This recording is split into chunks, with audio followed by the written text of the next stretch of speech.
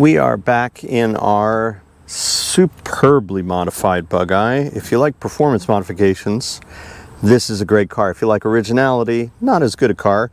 This is a non-Bugeye dash. So it would be nice to put in a Bugeye dash and change all this. It would allow us to fix these imperfections. We can do all that. However, there's nothing wrong with this dash. It all works. This is the turn signal non-stock switch, but it's a nice switch. We've had a lot of these, the correct ones break, so there's nothing wrong with that. He's got the fan, it's key fed. The fan here for the blower. He's got a blank here or something. I have to look to see where these wires run. And this one is the lights, similar to any later Sprite or Midget or MGB. And this is the wipers here. I don't want to activate it with the key on and scratch the glass, but it is just a single pole switch. Here's the key on. We have a locking choke, which is nice, and also a power port here, which is great if you want to charge your phone or something. So he set it up nicely. Larger rear view mirror, that's good. That's non-stock and works real well. And this is a hot start because I've driven it here for our photos. And the vacuum gauge is, I think, just a lot of fun to watch if you like that sort of thing. Anyway, 5-speed transmission with a nice billet shift knob. And these are 185 14 tires, big for a Bugeye. They change the ride a little bit, and that's not for everyone. If you want comfort, the 13-inch setup would be better. They are really nice new wire wheels, chrome wire wheels, so it's a bit of an investment to change it, but can be done.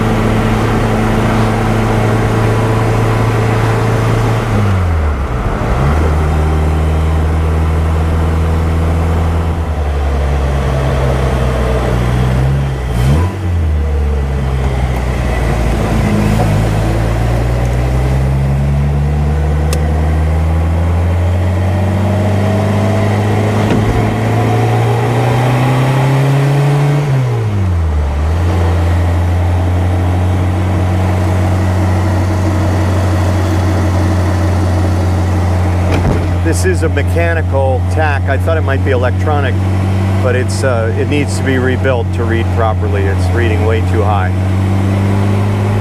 This is not 4,000 RPMs, which is what's indicated. This is probably more like 2,700 or something.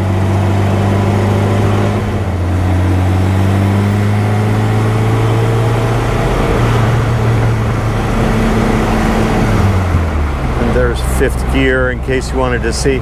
So we're going somewhere around 35. Again, I don't think the speedo is accurate because of the 14-inch wheels, but you can, and even though the tack is reading high, it's maybe 1,500 RPMs. The tack's off by a percentage, so it's only 500 RPMs off down low, but you can noodle along in these cars in fifth gear. A lot of people, a lot of our customers like the 5-speed, not so much because of highway driving, but also because you can put it in first like that while you're rolling. You can't do that with a rib case. And you can noodle along in fifth gear without much noise if you like that sort of thing. So, for example, I'll go from third to fifth, and you could just loaf along like this. These engines pull quite nicely even in fifth gear at low RPMs. You can't stomp on the gas, but you can just kind of nurse it along and keep things mellow, if you like that. Or you drop it into third and go.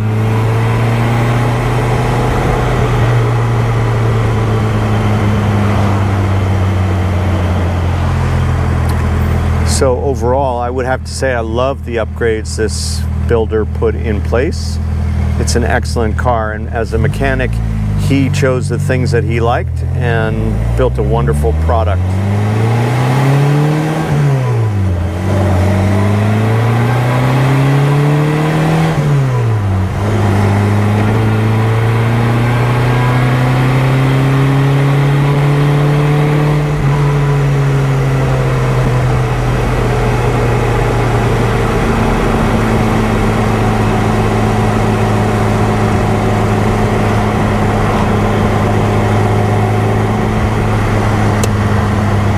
Here's a perfect example where looking in the rearview mirror is really important in these old cars. Even a hand signal, I want to make absolutely certain that no one sneaks up to me on this Route 1 busy thoroughfare where we have lots of impatient people at 5 o'clock. I am at the Y for a swim, so thank you for coming for a drive with me. But I did last week have someone who just seemed to have no clue that I was coming. And without looking, that I was turning, and without looking in my rearview mirror, I would not have seen him. We just have to always be watching out for that to save our bug eyes and save ourselves.